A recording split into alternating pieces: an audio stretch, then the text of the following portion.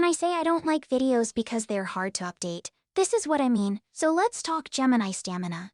First, let's look at the emulator. I've set one racer up the same way I generated the stamina chart, and the other racer has 100 extra stamina.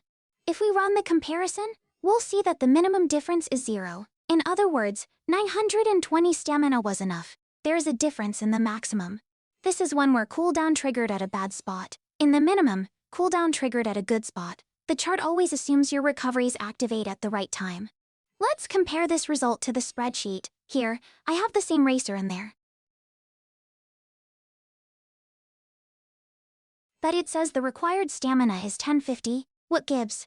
Well, this spreadsheet doesn't consider hills. Both uphills and downhills reduce the stamina required. Here's a script I wrote to generate required stamina charts in the emulator code. The same racer is also set up in here. Let's run it and see the results. There's a bit of variance, but it's around 900. Now, let's go into the data and delete the hills from this track. Now when we run it again, the numbers are close to the spreadsheet, so we can say the global calculators agree. Let's next look at the Japanese calculators. Here's something similar to the emulator, but in Japanese. The same racer is set up, with Maestro and cooldown. Let's run it a few times and see what it says.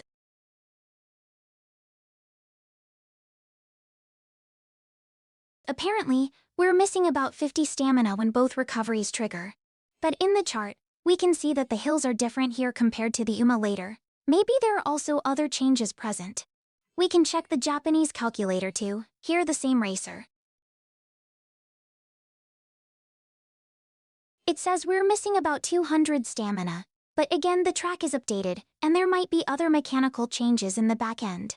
I think it's safe to say the required stamina with 2 golds is about 900 to 1000. Hope that clears things up. For more information, read the ref doc.